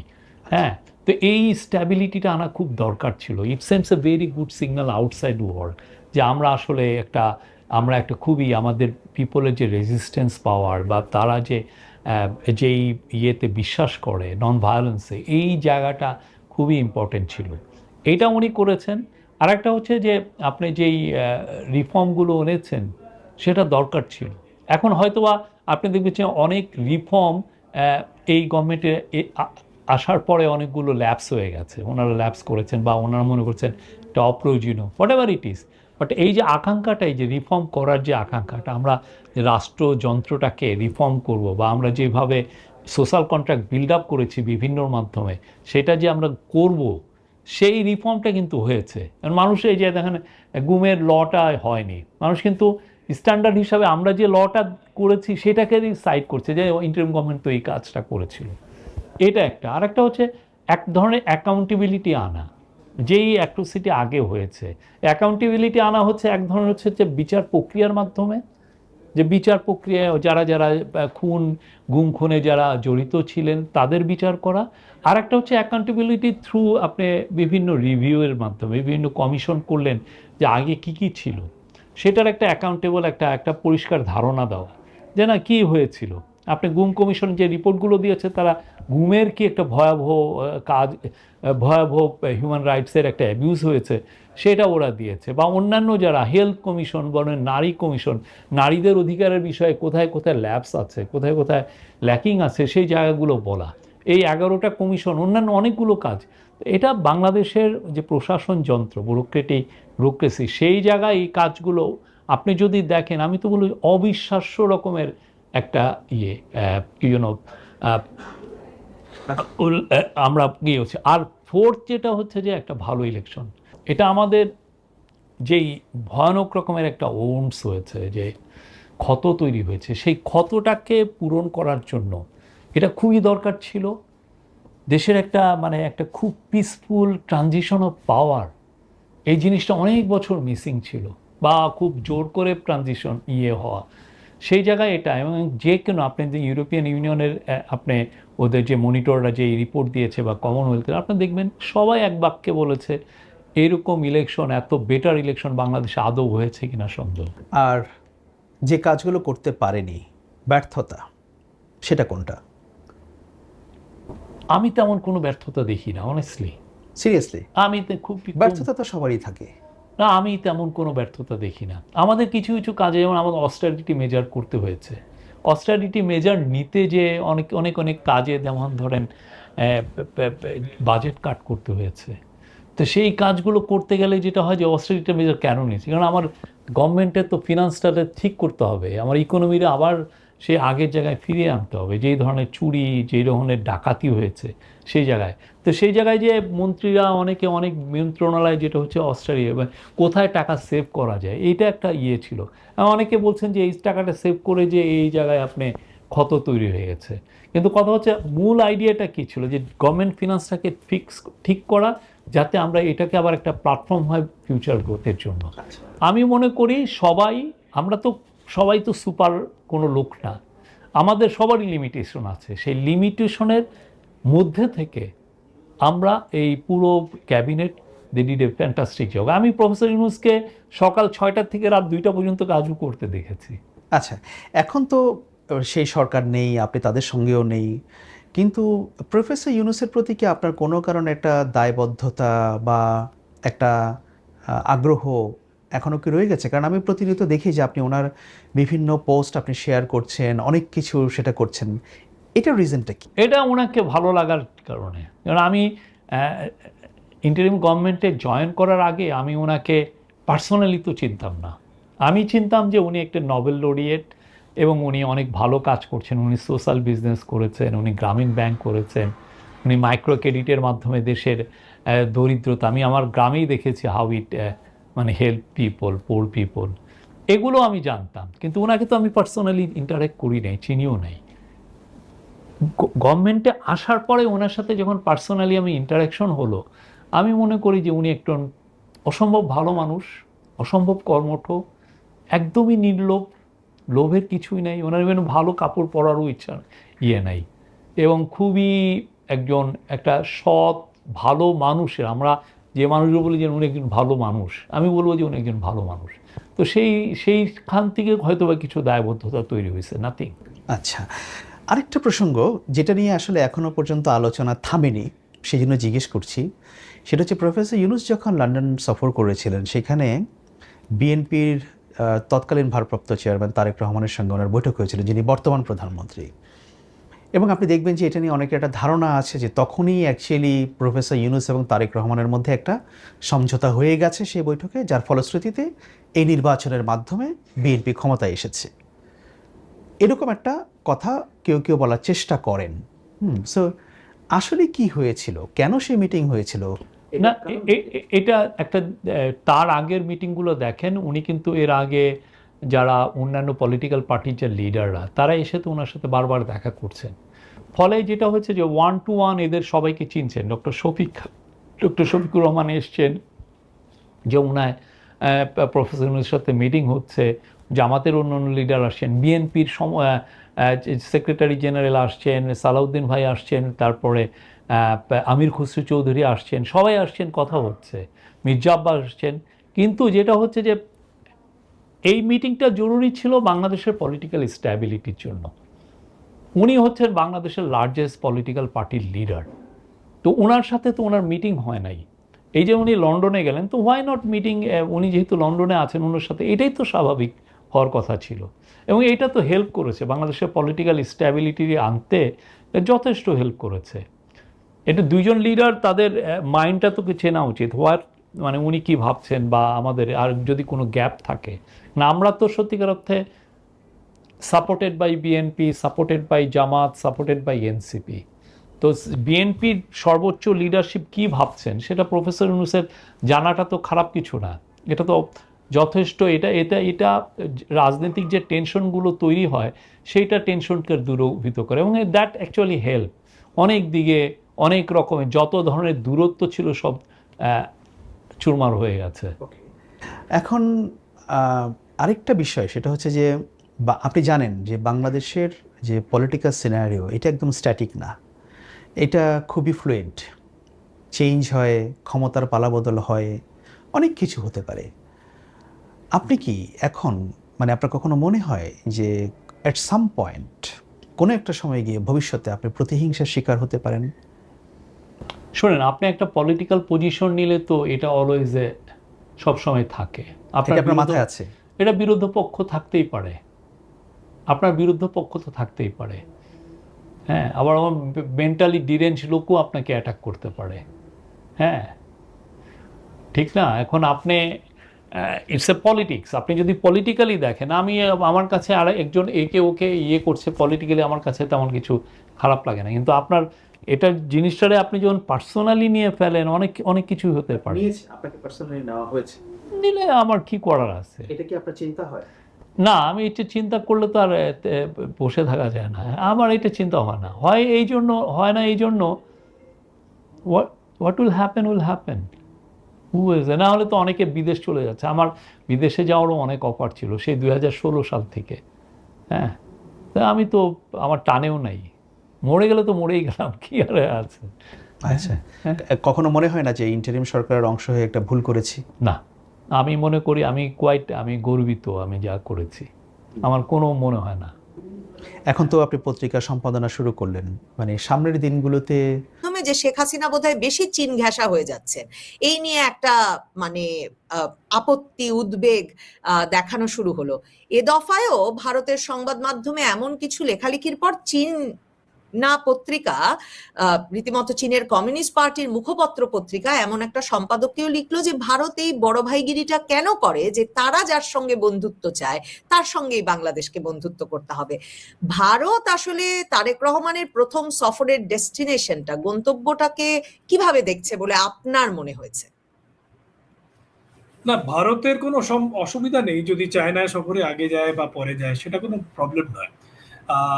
যেভাবে ভারতের কূটনীতিবিদরা দেখে, আমি তো ভারত সরকারের হয়ে বলতে পারি না, তবে যেটা প্র্যাকটিক্যাল দেখা গেছে আগেও, যে ইউনূস সরকার যখন গেছিল চায়নায় তখন বিভিন্ন রকমের মন্তব্য করেছিল। নর্থ ইস্টের তারা গার্জেন, তারা সমুদ্র রাস্তার তারা মালিক, ইত্যাদি ইত্যাদি, যেগুলো আমার মনে হয় অবাঞ্ছনীয় ছিল, যেগুলো কোনো দরকার ছিল না। আশা করা যাচ্ছে যে তারেক রহমানের সময় সেরকম কিছু না, উনি অনেক বেশি বলা যেতে পারে যে উনি অনেক ম্যাচিওরড পলিটিশিয়ান, অনেক দিন ধরে উনি পলিটিক্স করছেন, স্টেটসম্যানশিপ একটা কোয়ালিটি নিশ্চয়ই আছে, যেটা ইউনূসের মধ্যে হয়তো ছিল না। তিনি ব্যবসায়ী থেকে হঠাৎ করে তিনি বলতে পারেন একটা বড় গুরুত্বপূর্ণ দায়িত্ব নিয়ে ফেলেছিলেন, আর সেটা ঠিক করে জানতেন না কি করে চালাতে হয়। প্লাস হয়তো কিছু লেটেন্ট অন্য ফিলিংস ছিল তার ভিতরে, যেটা বেরিয়ে এসেছিল। আশা করা যাচ্ছে সেরকম কিছু হবে না। তবে ব্যাপারটা হচ্ছে কি জানেন, আমরা সবাই ডেমোক্রেসি, বাংলাদেশও একটা ডেমোক্রেসি, সেখানে একজনের তো রাজত্ব নয়, এটা তো রাজতন্ত্র নয়। তো সেখানেও বিভিন্ন রকমের ভয়েসেস কাজ করে, কথা বলে, বিভিন্ন রকমের আমলারা, বিভিন্ন রকমের মন্ত্রীরা, বিভিন্ন রকমের অপোজিশনের বিভিন্ন রকমের রোল প্লে করে। তো আমরা শুধু দেখছি এইটুকু যে বিভিন্ন আননেসেসারি অ্যান্টি ইন্ডিয়ানিজম আমরা দেখতে পাচ্ছি, যেটা বাংলাদেশিদের মধ্যে নেই। বাংলাদেশিরা চায় একটা সুসম্পর্ক ভারতবর্ষের সম্বন্ধে, সেটা আমরা বুঝতে পারি, সেটা আমরাও চাই। কিন্তু যেটা আমরা হঠাৎ করে দেখতে পাচ্ছি, দীনেশ ত্রিবেদী গেলেন, গিয়ে একটা ভূপেন হাজারিকার গান থেকে তিনি বলছে একই বাতাস, একই বায়ু, একই আমাদের সেই একই ব্যথা, কিন্তু সেইটাকে বদলে দেওয়া হলো যে ভারতবর্ষ হেজেমনিস্টিক, ভারতবর্ষ চাইছে এক করে দেওয়ার, বাংলাদেশকে নিয়ে নেবার চেষ্টা করছে। আর ভারতবর্ষ একটা গান গাইলে পরে কি ভারতবর্ষ এক হয়ে যাবে আর বাংলাদেশ এক হয়ে যাবে? এটা কখনো হয়? এই গল্পগুলো কেন ফাঁদে, কেন বলে, এই অ্যান্টি ইন্ডিয়ানিজম গুলো কেন করে? এখনো যে তারিক রহমান বাধ্য হয়ে চায়না আগে গেছেন, তারপরে ভারতবর্ষে এসছে, সেটা আমরা বুঝতে পারি। বাধ্য হয়ে চায়না যেতে হয়েছে এই জন্যে যে না গেলে পরে যে চায়নার লবি আছে বাংলাদেশ, এবং চায়নার একটা ভালো লবি আছে, আওয়ামী লীগের সময়ও ছিল, বিএনপির সময়ও আছে, এবং অপোজিশনেও আছে। তারা বলবে চায়নার সঙ্গে আমাদের সুসম্পর্ক করা দরকার, ভারতের সঙ্গে সুসম্পর্ক করার দরকার নেই। আরে যার পাশের বাড়িতে তুমি থাকো তার সঙ্গে যদি সুসম্পর্ক না থাকে, দূরের কোথায় আলো জ্বলছে সেই লোকটার সঙ্গে ভাব করে বেড়াবে, কি লাভ? যা বাংলাদেশকে ভারত দিতে পারে বা যা বাংলাদেশ ভারতকে দিতে পারে, সেটা তো চায়না দিতে পারে না, সেটা পাকিস্তান দিতে পারে না, সেটা আমেরিকাও দিতে পারে না, কারণ তারা অনেক দূরে থাকে। আমাদের জন্য সেই পদ্মার ইলিশটা বাংলাদেশ থেকেই আসবে, সেটা তো পাকিস্তানের সিন থেকে আসবে না, সেখানেও ইলিশ পাওয়া যায় বাই দ্য ওয়ে। এটা এই কোনো বাঞ্ছনীয় কথা, এগুলো আননেসেসারি একটা তিক্ততা করার চেষ্টা, সেটাই ভারতবর্ষ চেষ্টা করলো এড়াবার জন্য। যেদিন উনি চায়নায় পৌঁছেছেন সেই দিনই দুটো কাজ হয়েছে। এক তো আমাদের ক্রেডেনশিয়ালস প্রেজেন্ট করেছে দীনেশ ত্রিবেদী, দ্বিতীয়ত ভিসা সম্পূর্ণরূপে মুক্ত করে দেওয়া হলো আগের মতো। তার মানে যত বাংলাদেশি যেত আগে ভারতবর্ষে, এবং এটা নর্মাল যাওয়া, ভারতবর্ষের লোকেরা বাংলাদেশে যাবে, বাংলাদেশের লোকেরা ভারতবর্ষে আসবে ব্যবসা করার জন্য, আত্মীয় স্বজনদের সঙ্গে দেখা করার জন্য, শুধুমাত্র বাজার করার জন্যই আসবে নাই বা কেন, একটা শাড়ি কিনবে নাই বা কেন। তো সেই কাজগুলো যাতে নর্মাল হয়, নর্মাল সুস্থভাবে যাতে দুই দেশের লোকেরা যেরকম ভাবে বরাবর একটা আত্মীয়তা, একটা বন্ধুত্বের স্পিরিটে থেকে এসছে, সেইটা যাতে করা যায়, সেটাই জন্য আমরা আরো করেছি।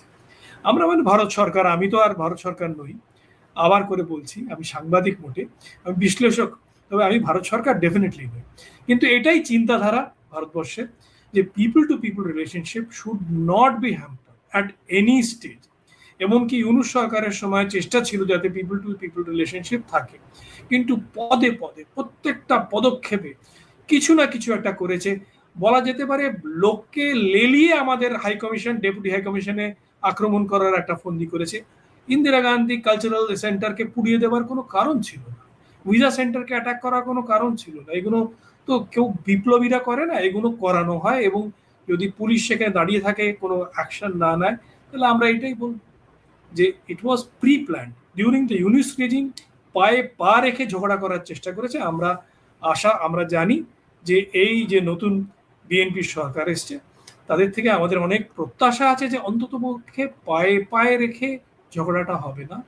তারাও জানে যে ভারতবর্ষের একটা দরকার আছে, আমরাও জানি বাংলাদেশের একটা দরকার আছে, এবং বন্ধুত্ব আমরা করতে চাই। না হলে পরে একজন ক্যাবিনেট মিনিস্টারকে আমরা পাঠাবো না আমাদের অ্যাম্বাসেডর করে, এটা খুব নজিরবিহীন। বাংলাদেশে আজ অব্দি পলিটিক্যাল অ্যাপয়েন্টে শুধু দুজন হয়েছে, তার মধ্যে যে দ্বিতীয় হয়েছেন তিনি ক্যাবিনেট মিনিস্টার র্যাঙ্কে গেছেন, এটা কোনোদিন হয়নি। বাংলাদেশে কোনোদিন ক্যাবিনেট মিনিস্টার এই যে ক্যাবিনেট মিনিস্টার করা দীনেশ ত্রিবেদীকে তিনি রাষ্ট্রপতির কাছে আনুষ্ঠানিকভাবে পরিচয়পত্র পেশ করার দিনেই এই ঘোষণাটাও এলো, এটা একটা বার্তা যে কতটা গুরুত্ব দিয়ে দেখা হচ্ছে। এবং আপনি খুব কনফিডেন্সের সাথে আপনার বিশ্লেষণটা বললেন যে ভারত সরকার যে মৈত্রী চায়, বন্ধুত্ব চায়, পিপল টু পিপল কানেকশনটা আবার স্বাভাবিক করতে চায়, তার প্রমাণ হচ্ছে ভিসা চালু করাটা। এ দুটোকে মাথায় রেখে আপনি যদি আবার ওটাও মাথায় রাখেন যে সীমান্তে পুশিন তো চলছে, সীমান্তে এখনো নারী, শিশু, পুরুষ দাঁড়িয়ে আছেন, বাংলাদেশের বিজিবিও বলছে তারা নেবে না, বিএসএফও বলছে তারা নেবে না, সে ঘটনাও ঘটছে। এবং বাংলাদেশের সরকার, পররাষ্ট্র মন্ত্রণালয় বলছে 14-15টা চিঠি পাঠিয়েছে, ভারত থেকে কোনো জবাব আসে নাই। একই আকাশ, একই বাতাস, একই যন্ত্রণা, আবার এই ঘটনাও ঘটবে। মানে কি বার্তা, আসলে মিক্স বার্তা, মানে একটা মিশ্র প্রতিক্রিয়া ভারত দেখিয়ে যাবে, নানা সময় নানা রকম কিছু খেলবে, নাকি এখন থেকে বার্তাটা মৈত্রীর পথে যাওয়া শুরু হয়েছে বলে আপনার মনে হচ্ছে? না, মৈত্রীর পথেই থাকবে ভারতবর্ষ, কিন্তু মিশ্র প্রতিক্রিয়া না। কিন্তু যেগুলো আমাদের যেগুলো চিন্তা, আমাদের যেগুলো ফ্যাক্টস, যেগুলো আমরা দেখতে পাচ্ছি, সেগুলোকে আমরা এড়াবো কি করে? এটা তো ডেনাই করা যাবে না যে ওভার দ্য ইয়ার্স অনেক বাংলাদেশি ভারতবর্ষের চাকরির সন্ধানে এসছে। এটা ডেনাই করা যাবে না, এটা যথেষ্ট প্রমাণ আছে। এবং আগেও বিএসএফ বিজিবির হাতে লোক উঠিয়ে দিয়েছে এবং বিজিবি তাদের অ্যান্টিসিডেন্টস চেক করে তাদের ফেরত নিয়েছে। তো হয়তো একটা মেকানিজম ইভলভ হবে ইন ফিউচার অলসো, যাতে দুই পক্ষ একসঙ্গে এটা কাজ করে করতে পারে। এটা তো আমরা ডেনাই করতে পারবো না। উই ক্যানট লিভ ইন ডেনায়াল যে people do move across the borders without passport, without visa, for various reasons. কিন্তু এভাবে তো আর সীমান্তে ঠেলে দেওয়াটা আন্তর্জাতিক আইন আবার পারমিট করে না। কিন্তু সেটার একটা প্রক্রিয়া তৈরি করতে হবে। সেই প্রক্রিয়াটা তৈরি নিশ্চয়ই হবে। আমি শিওর দুদল কথা বলছে, দুপক্ষই কথা বলে তারা একটা প্রক্রিয়া করবে। আমরা ইউনিল্যাটারালি তো কিছু করার চেষ্টা করছি না। আমরা তো আমেরিকার মতন প্লেনে হাতকড়ি দিয়ে লোকেদের ফেরত পাঠিয়ে দিই, নেবেন কি নেবেন না আপনাদের ব্যাপার, আমরা নামিয়ে দিলাম আপনার বন্দরে, সেটা তো করিনি। সেটা তো তখন তো কেউ কিছু বলেনি। কিন্তু ন্যাচারালি যারা ইলিগালি এন্টার করেছে তাদের ফেরত যাবেই, তাদের ফেরত পাঠানো হবে, এটা নর্মাল। অবশ্য অনেকে ডিটেক্টেড হবে না, যারা ডিটেক্টেড হবে না তারা ডিটেক্টেড হবে না, কিন্তু যারা ডিটেক্টেড হবে সেই জন্য আরো চাই যে ভিসা নিয়ে আসুন না। এটা তো ভারতবর্ষ চাইছে যে ভিসা নিয়ে আসুন। এটা নর্মাল জিনিস যে পাশের গ্রামে বিয়ে হবে, কারুর না কারুর আত্মীয়তা থাকবে, বন্ধুত্ব থাকবে, এমনকি বাজার করার ইচ্ছে হতে পারে। আমার ইচ্ছে হতে পারে যে ঢাকায় শাড়ি কিনবো এবং সেই জন্য আমি ঢাকা কালকে যাব, এটা আমারও ইচ্ছে হতে পারে। বাংলাদেশি সেমনি আমার যে কাউন্টার পার্ট বসে আছে তারও ইচ্ছে হতে পারে, গুলশানে বসে আছেন, তিনি ভাবছেন যে আমার মেয়ের বিয়ে হবে, একটা বেনারসি শাড়ি কলকাতা থেকে আমি নিশ্চয়ই করে কিনবো নিউ মার্কেট থেকে। তো তাকে আমরা তাকে সেই অপরচুনিটিটা দেবো না? তো that is Y visas have to B relaxed and that has been done. It is a normal প্রক্রিয়া। কিন্তু অন দ্য আদার হ্যান্ড যারা ইললিগালি আসছে, আর বিশেষ করে ইললিগালি আসার আর একটা প্রবলেম হচ্ছে যে বাংলাদেশ 18 মাসে যে জঙ্গিদেরকে মুক্ত করে দিয়েছিল জেল থেকে, যারাই করে থাকুক, সে রায়টাররা করে থাকুক কি অন্য কেউ করে থাকুক, তারা কেউ ফেরত তাদেরকে ধরা হয়নি। আমি তাতে বাংলাদেশ সরকারের দোষ বলবো না, ইউনূস সরকারের দোষ ডেফিনেটলি বলবো, এখনকার সরকারের কোনো দোষ বলবো না। 18 মাস ধরে যে জঙ্গি লুকিয়ে আছে তাকে ধরা অত সহজ নয়, তাকে আইডেন্টিফাই করে ধরা অত সহজ নয়। কিন্তু these are proscribed terrorists, they belong to organisation যেগুলো ইউনাইটেড নেশনস প্রোসক্রাইব করেছে, and they have proven to be a danger in this very century. Bowbazar blast, তার একজন কালপ্রিট রাশিদ খানকে রিসেন্টলি সুপ্রিম কোর্ট তাকে আবার বেল ডেলাই করেছে। হাইকোর্ট, কলকাতা হাইকোর্ট বলেছিল দিয়ে দাও, যেতে দাও, 22 বছর জেলে আছে, এবার ছেড়ে দাও। কিন্তু সুপ্রিম কোর্ট বলেছে না, 167 লোককে যে খুন করতে পারে সেই লোককে আমরা বেল দিতে পারি না। তো এই সিমিলার এই যে ইনসিডেন্টস গুলো হয়েছিল, এগুলো তো আকাশ থেকে আসেনি, এগুলো স্লিপার সেলস যেগুলো তৈরি করেছিল আনসারুল বাংলা ইত্যাদি ইত্যাদি গ্রুপস গুলো যেগুলো তৈরি করেছিল, যে জঙ্গিগুলো বাংলাদেশ থেকে গিয়ে আফগানিস্তানে তাণ্ডব করে আবার ফেরত এসেছিল এবং তাণ্ডব করেছিল। আপনাদের নিজেদের তখনকার প্রধানমন্ত্রীর সে অ্যাটাক হয়েছিল, গ্রেনেড হামলা হয়েছিল, বিভিন্ন রকমের যে এই যে প্রতিক্রিয়াগুলো ছিল, সেই লোকগুলোকে তো তারা দে আর অ্যাট লার্জ। তারা যে ইললিগালি এন্টার করবে না ভারতবর্ষকে সেটা আমরা কি করে জানবো? ইউএস কনসুলেটকে অ্যাটাক করার একটা প্ল্যান ছিল, সেটাকে ফাইল করা হয়েছিল, আবার তারা করবে না সেটা আমরা কি করে জানবো? তো এই জিনিসগুলো তোমাদের একটা চিন্তা ভাবনা থাকবে। এটাও দেখছি যে 18 মাসে আইএসআই এর অনেক ঘন ঘন ডেলিগেশন এসেছিল ঢাকাতে, সেগুলো ইউনূস সরকার করিয়েছিলেন, কিন্তু সেগুলো এসেছিল, it is a fact. ISI যে নিজের অ্যাক্টিভিটি বাড়ায়নি ঢাকাতে আগের মতন, সেটা কি করে আমরা বুঝবো? তো we have to take precautions. এটা তো নর্মাল, যে কোনো দেশই করবে, এটাতে কোনো দোষ নেই। আমরা বলছি না যে বাংলাদেশের সঙ্গে আমাদের ভাব থাকবে না, আমাদের ভাব থাকবে, আমরা চাই ভাব থাকুক, আমরা চাই বাংলাদেশের সিনেমা ভারতবর্ষে আসুক, আমরা চাই ভারতের সিনেমা বাংলাদেশে যাক, কেনই বা যাবে না? শ্রীজাত যদি নতুন সিনেমা করে তো তা যাওয়া উচিত। ভাবের কথা যখন বলছেন, ভাব তো একটু বেশি বেশি করতে অতি আগ্রহ দেখানোর একটা প্রক্রিয়া আমরা ভারত সরকারের তরফে দেখেছি। তারেক রহমান দেশে ফেরার পরেই, তার মায়ের মৃত্যুর পর, বেগম খালেদা জিয়ার মৃত্যুর পর পররাষ্ট্রমন্ত্রী এস জয়শঙ্কর চলে গেলেন প্রধানমন্ত্রী মোদীর বার্তা নিয়ে। তারপর প্রধানমন্ত্রী মোদী সবার আগে তাকে শুভেচ্ছা জানালেন, টেলিফোন করলেন, চিঠি লিখলেন। এরপর ভাব করবার মানে আগ্রহটা ভারতের দিক থেকে একরকম কমে এসেছে মনে হচ্ছে। কেন? মানে পররাষ্ট্রমন্ত্রী যখন গেলেন তখন তো আমরা ভেবেছিলাম যে তারেক রহমানের জন্য একটা আনুষ্ঠানিক সফরের মানে আমন্ত্রণও আসবে, এবং কবে মানে সেই সফর হবে সেগুলো একটা নির্ধারিত হয়ে যাবে। মানে ভাব করার আগ্রহটা কি ভারতের দিক থেকে কমে গেছে আপনার মনে হয়? না না, তারেক রহমানের একটা আনুষ্ঠানিক যে ভিজিট হবে সেটার জন্য ইনভিটেশন ভারত সরকার আগেই দিয়ে রেখেছে, সেটা দীনেশ ত্রিবেদীকে আবার করে দেওয়ার দরকার নেই। এখন বাংলাদেশ সরকারকে বলতে হবে যে কবে তিনি আসতে চান, সেটা ভারত সরকার বলবে না, সেটা উনি বলবেন।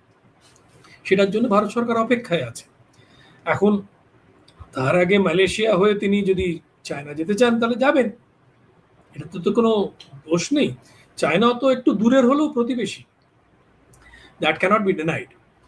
কিন্তু হ্যাঁ, ভারতবর্ষর কতটা এটা নিয়ে উদ্বেগ আমার মন জানি না, গ্লোবাল টাইমসের আর্টিকেল আমি সম্পূর্ণরূপে পড়িনি, কিন্তু হ্যাঁ এটা নিয়ে হয়তো আমেরিকারও উদ্বেগ থাকতে পারে। শেখ হাসিনার না, আমেরিকার তো উদ্বেগ আছেই। আমেরিকার রাষ্ট্রদূত মানে তারেক রহমান সফরে যাওয়ার আগের দিন শনিবারে পররাষ্ট্র মন্ত্রণালয় খুলিয়ে বলেছেন যে মার্কিন যুক্তরাষ্ট্রকে সমর্থন দিলে পস্তাতে হবে না। এটা নাকি বিশ্বকাপকে মাথায় রেখে বলেছেন। তো তা থেকে সকলের পরিষ্কার বার্তা পেয়েছে। কিন্তু তিনি আবার দীনেশ ত্রিবেদীকেও ওয়েলকাম করেছেন যে উনি গেছেন, এটা খুব ভালো, আমরা দুজনে মিলে কাজ করতে পারবো। তো সেটার আপনি যা ইচ্ছে মানে ধরতে পারেন। কিন্তু আমেরিকা তো নিশ্চয়ই, চায়না যখন একটা বেস বানিয়েছিল, নেভাল বেস বানিয়েছিল বাংলাদেশে, পেকুয়াতে যেটা বানিয়েছে, যেখানে সাবমেরিন থাকতে পারে 6টা, 8খানা ডিস্ট্রয়ার থাকতে পারে, বাংলাদেশের কাছে একটাও ডিস্ট্রয়ার নেই, 2টো পুরনো চাইনিজ সাবমেরিন আছে। সেই এত বড় একটা বেস বানাবার তো কোনো কারণ আমরা দেখতে পাইনি। এখনো আমরা বুঝতে পারছি না যে কেন এত বড় বেস তৈরি হয়েছিল। এটা অবশ্যই শেখ হাসিনার সময় হয়েছিল, ইউনূসের সময় নয়। ন্যাচারালি আমেরিকার উদ্বেগ থাকতেই পারে যে এই বেসটা কি চাইনিজদের আবার ইউজ করতে দেবে। আর আপনারা যেভাবে জড়িয়ে পড়ছেন ঋণের ফাঁদে, চায়নার থেকে যতটা টাকার ঋণ নিয়েছেন তারপরে আরো যদি প্রজেক্ট নেন, তো হানবান বনটা যেরকম ভাবে শ্রীলঙ্কাকে দিতে হয়েছে বাধ্য হয়ে, সেরকম কোন পোর্ট দিতে হবে তার কোনো ঠিক নেই। পায়রাতে একটা পোর্ট চায়না আপনাদের পয়সা দিয়ে বানিয়েছে, নিজের পয়সা দিয়ে বানায় নাই, ধার দিয়েছে। এটা মনে রাখবেন, চায়না নিজের পয়সা দিয়ে কিছু বানিয়ে দেয় না কাউকে, চায়না ধার দিয়েছে, পায়রা পোর্ট বানিয়েছে। পায়রা পোর্ট বারংবার ভারতীয় হাইড্রোলজিস্টরা বলে দিয়েছিল this will be a failure. আপনাদের যেরকমভাবে ক্রস কারেন্টস আছে, কোনো ভালো জাহাজ, বড় জাহাজ যেগুলোকে বলে, যার ভালো ডেড ওয়েট টনস থাকে, সেটা যেতে পারবে না ওই ক্রস কারেন্টস পেরিয়ে পায়রা পোর্টে ল্যান্ড করতে পারে। It will always be a port for small shipping. তা সত্ত্বেও চায়না বিশাল টাকার অঙ্ক খরচা করে সেখানে পোর্ট বানালো, বাংলাদেশিরা বাহবা বললো, বাংলাদেশ সরকার বাহবা বললো। এটাও কিন্তু শেখ হাসিনার সময় হয়েছে। এখন চায়না বুঝতে পারছে সেই পোর্টটা কোনো কাজের নয়, তাই জন্য মোংলা পোর্ট, যেটা ভারতবর্ষ বাংলাদেশের সঙ্গে সহযোগিতা করে জয়েন্ট ভেঞ্চারে এক্সপ্যান্ড করেছিল, সেটাকে তারা আবার বলছে মডার্নাইজ করে। 5-6 বছর আগে যেটা এক্সপ্যান্ড হচ্ছে সেটা এখন কি মডার্নাইজ হবে জানি না। যাই হোক, তারা করতে চাইছে, সেটাও একটা বিরাট একটা টাকার অ্যামাউন্ট দিয়ে তারা করতে চাইছে। কারণ পায়রা পোর্ট ইজ আ ফেলিয়ার, তারা মোংলাতে যেতে চায়। মোংলা হচ্ছে বাংলাদেশের সেকেন্ড লার্জেস্ট পোর্ট। তো যে কোনো পাওয়ার, ভারতবর্ষ হোক কি আমেরিকা হোক, তারা গালে হাত দিয়ে চিন্তা করবে যে কেন চাইনিজরা দুটো বড় পোর্টে তাদের ইনভেস্টমেন্ট করতে চাইছে। চিটাগং পোর্টেও চাইনিজরা কন্টেনার টার্মিনাল তৈরি করেছে, যেমনি আমরা কন্টেনার টার্মিনাল তৈরি করেছি সিথওয়েতে, আমরা তৈরি করেছি আপনার ইরানে, চাবাহারে। কিন্তু Chinese are not known to just to business, that is the whole problem. সেই জিনিসটা সবসময় চিন্তা রাখতে হবে। জিবুতি আপনি দেখে নেবেন হর্ন অফ আফ্রিকাতে, সেটা কিন্তু চাইনিজ নেভাল পোর্ট এখন, এবং সেটা টক্কর দিচ্ছে আমেরিকান যে প্রেজেন্স রেড সিতে এবং ডাইগো গার্সিয়াতে, তার সঙ্গে টক্কর দিচ্ছে। আমেরিকা খুব একটা খুশি নয় সেটা নিয়ে। 2024-এর জুনে শেখ হাসিনার সফরের আগে তো এই পেকুয়া, এই পায়রা, এসবে চীনা বন্দর করতে দেওয়া শেখ হাসিনার, এবং তারপর বোধহয় উনি তিস্তা দিয়ে দেবেন এ সন্দেহ, এগুলোই তো তার সফরটাকেও ভারতে ভেস্তে দিয়েছিল। কারণ ভারত তো আসলে মার্কিন যুক্তরাষ্ট্র বা চীন কেউই বাংলাদেশের স্থলে জলে কোথাও অবস্থান নিক সেটাতে স্বস্তি বোধ করে না। কাজেই ভারতের বাংলাদেশের প্রধানমন্ত্রীর চীন সফর নিয়ে উদ্বেগের তো একটা কারণ সবসময়ই থাকে। না, উদ্বেগ ছিল না। ভারতবর্ষ তো বলছে না যে চায়নার সঙ্গে সম্পর্ক রাখবে না, নিশ্চয়ই রাখবে। চায়না যদি ফাইন্যান্সিয়ালি এড দেয় within the capacity of a country, they should take it, it is their choice. কিন্তু টু থিংস আমরা বারবার বলে আসছি, যে একটা, look at what has happen to the rest of the world, and সেই হিসেবে এইড কতটা নেবেন কার থেকে সেটা দেখবেন। এক নম্বর, ধার নেওয়া সোজা, ধার শোধ দেওয়া সোজা নয়। আর ধার না শোধ দিতে পারলে চাইনিজরা কিন্তু জমি নিয়ে নেয়। ভারতবর্ষ কিন্তু কারুর জমি আজ অব্দি নেয়নি, এক নম্বর। দ্বিতীয় নম্বর, হ্যাঁ আমাদের কিছু সিকিউরিটি রেড লাইনস ডেফিনেটলি আছে। যদি এখন চাইনিজ নেভি একটা পোর্ট ক্রিয়েট করে বাংলাদেশে, which is very near us, we will certainly consider it to be a red line. যদি কেউ যদি মিলিটারাইজ করে কোনো রকম ভাবে বাংলাদেশের বর্ডার রিজনস উইথ ইন্ডিয়া, অন্য কোনো দেশ, তাহলে নিশ্চয়ই we will be concerned about it. এটা বাট ন্যাচারাল। প্রতিবেশী হিসেবে যেমনি আমাদের একটা উদ্বেগ থাকবে, বাংলাদেশের উদ্বেগ থাকবে। আপনি আজকে অবধি আপনি বলতে পারবেন না যে ভারতীয় ডিফেন্স ফোর্সেস কোনো এস্টাবলিশমেন্ট তৈরি করেছে which is against Bangladesh. There is not a single formation which is opposing Bangladesh. Defence স্ট্র্যাটেজিতে বলা হয় যে বিভিন্ন রকম ফরমেশন তৈরি করা হয়। আমাদের কোনো ওয়ার প্ল্যানস নেই, ওয়ার গেমিং প্ল্যানস করে প্রত্যেকটা দেশ, প্ল্যান করে যদি কিছু যদি হয় তাহলে কি করব, চায়না যদি আমাদের আক্রমণ করে আমরা কি করব, পাকিস্তানের ক্ষেত্রে কোথায় কি যাব। বাংলাদেশ নিয়ে কোনো ওয়ার গেমিং হয় না। There are no offensive plans against Bangladesh. There are no offensive forces against Bangladesh. যে একটা দুটো ক্যান্টনমেন্ট যেটা বাংলাদেশের বর্ডারের থেকে একটু কাছে, সেটা কারণ ওয়েস্ট বেঙ্গল খুব ছোট্ট ন্যারো একটা প্রদেশ, ছোট্ট নয় ন্যারো প্রদেশ, সেই জন্য সেখানে সেগুলো হচ্ছে চায়না বর্ডারের উপরে দেখার জন্য। আপনি যদি দেখেন শিলিগুড়িতে যে ক্যান্টনমেন্ট ভারতবর্ষে, বা বিনাগুড়িতে যে ক্যান্টনমেন্ট, এগুলো প্রিডেটস, এগুলো 62 ওয়ারের পরের থেকে এগুলোকে বড় করা হয়েছে। That is got to do with China. মুর্শিদাবাদে বা জঙ্গিপুরে যে ক্যান্টনমেন্টটা আছে, that is again to strengthen the chicken snake. There is no formation in India which is opposing Bangladesh. যে জন্য যখন 71-এর যুদ্ধ হয়েছিল, যখন আমরা মুক্তিযোদ্ধাদের সাহায্য করেছিলাম, যুদ্ধটা তো আমরা একলা লড়িনি, ওটা মুক্তিযুদ্ধর একটা যুদ্ধ ছিল যেটা 9 মাস ধরে চলছিল, আমরা সাহায্য করতে গেছিলাম। সেখানে ভারতবর্ষকে অনেক কিছু কাজ করতে হয়েছিল logistically to fight that battle. সেগুলো টেম্পোরারি আমরা আমাদের ডাম্প করতে হয়েছে, বেসেস তৈরি করছে, এয়ার বেসেস যেগুলো কি যেন সব কালী শহর নাকি আছে ত্রিপুরাতে, এরকম অনেকগুলো ছোট ছোট টুরা মুরা বিভিন্ন ছোট ছোট বেস তৈরি করতে, সেগুলো টেম্পোরারি বেসেস তৈরি করেছিল, এবং 71-এর পরে সেগুলো সব বন্ধ, কোনো বেস ইউজ করা হয় না।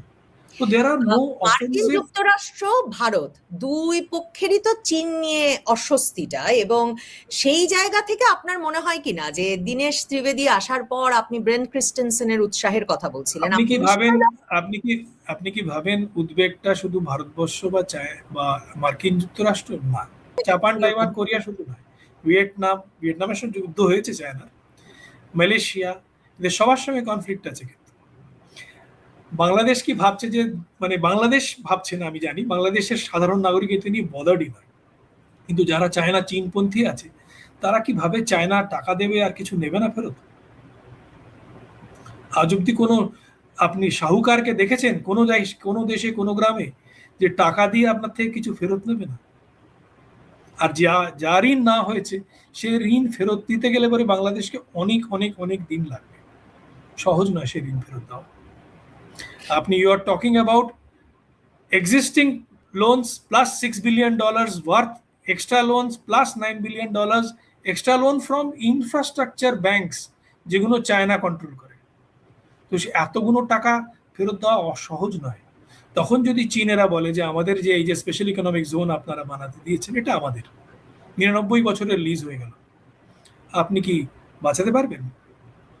চীনের একটা ইতিহাস আছে। তারা ক্যান্টন শহর, হংকং শহর, সাংহাই শহর হারিয়েছিল কলোনিয়ালসের কাছে, এবং সেই ইতিহাসটা তারা মনে রেখেছে এবং সেই ইতিহাসটাকে তারা ইউজ করছে এই সেঞ্চুরিতে। তারা বিভিন্ন জায়গায় আফ্রিকাতে তারা ঘাঁটি তৈরি করছে, শ্রীলঙ্কায় ঘাঁটি তৈরি করছে। যে স্ট্রিং অফ পালসের থিওরি যেটা বলা হয় চাইনিজদের সম্বন্ধে, সেটা তো এমনি এমনি বলা হয় না, সেটা তো কোনো ভুয়ো গল্প নয়, দিজ আর ফ্যাক্টস। তো বাংলাদেশ কি রাজি আছে আজকে যে অনেক টাকা ধার নেবার পরে সম্পত্তি দিয়ে দিতে? মোংলা পোর্ট দিয়ে দিলাম, বা আমি চিটাগং এর 2টো টার্মিনাল দিয়ে দিলাম, বাংলাদেশকে একটা এসিজেড জমি দিয়ে দিলাম। অথচ ভারত যখন এসিজেড চাইলো, সেটা শেখ হাসিনার সময়, আজ অব্দি সেটা বাস্তবায়ন হলো না, ভারত নিয়ে নেবে। অথচ ভারতীয় ইনভেস্টমেন্ট যদি আপনি দেখেন, FDI in actual industry, I am not talking about loan যেটা দিচ্ছে তারা বিভিন্ন প্রজেক্ট করার জন্য, ভারতের FDI investment in Bangladesh is far higher than China's. আমরা কি সেই কারখানাগুলো নিয়ে চলে যাবো ফেরত? সেটা তো বাংলাদেশেরই সুবিধা হচ্ছে। এই যে অদ্ভুত একটা অ্যান্টি ইন্ডিয়ানিজম ফর নো রিজন, এটা আমি বুঝতে পারি না, এটা কেন? আমি চায়নার থেকে টাকা নিয়ে আসবো, চায়নাকে আমি দিয়ে দেবো মোংলা পোর্ট, ভারতবর্ষ তৈরি করেছে তাতে কি হচ্ছে, আমি চায়নাকে দিয়ে দেবো মোংলা পোর্ট, তো ওয়াই? তিস্তা প্রজেক্ট যদি ভারতবর্ষ বলে যে আমি আপনার সঙ্গে সহযোগিতা করে দেবো, আপনার ইঞ্জিনিয়ারই করবে, আমি বাইরের থেকে আপনাকে সাহায্য করবো, তাতে ভারতবর্ষকে না ট্রাস্ট করে চায়নার কাছে যাবার কি দরকার আছে? আমি যদি বলি এটা আমাদের জন্য একটা রেড লাইন, আমাদের বর্ডারে যদি চাইনিজ ইঞ্জিনিয়াররা কাজ করে আমাদের খুব একটা ভালো লাগবে না? আমি একটা সাধারণ এক্সাম্পল দিচ্ছি, বার্মার সঙ্গে আপনার যে কোনো দিন যুদ্ধ হতে পারে রোহিঙ্গা ইস্যু নিয়ে বা বর্ডার ইন্টারেস্ট নিয়ে। আরাকানিজরা তো সারাক্ষণ আপনাদের বর্ডার পার করে ঢুকে ভিতরে বসে আসছে, এটা কিছু হয়। আর আমরা যদি আরাকানিজ আর্মি বা বার্মিজ আর্মির ঘাঁটি বানাই বা ওদেরকে ডেকে বর্ডার রিজনে ধরেন বসিরহাটে বসিয়ে দিয়ে বলি কি একটা প্রজেক্ট করুন এখানে বসে, আর ওরা ওখান থেকে ইন্টেলিজেন্স গ্যাদার করে বাংলাদেশে, আপনারা কি খুব খুশি হতে পারেন?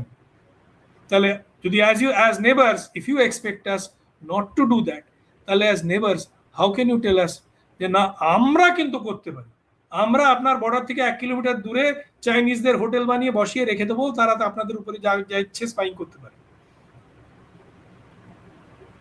আমার মনে হয় খুব পরিষ্কার ভারতের উদ্বেগ অস্বস্তিটা কোথায়। না, ভারতের উদ্বেগ অস্বস্তি না, এটা পৃথিবীর উদ্বেগ অস্বস্তি। আপনি চায়নার supply chain, European union, America, south east এশিয়ার তাবড় যারা নেতৃবৃন্দ, তারা এটা নিয়ে চিন্তা করছে কি করে থেকে তারা -1 করবে। তার একটা কারণ আছে, তাদের নিশ্চয়ই একটা ভয় আছে, কিছু না কিছু কারণ আছে। এটা তো ভারতের উদ্বেগ না, ভারত তো তবুও $100 বিলিয়ন ব্যবসা করবে চায়নার সঙ্গে। আমরা তো আপনাদের যা জিডিপি তার 1/4 আমরা চায়নার সঙ্গে ব্যবসা করছি। তো এটা উদ্বেগ, you have to live with them and yet at the same time you have to draw certain red lines. সেটাও আমরা আমাদের নেবারদের তাই বলছি।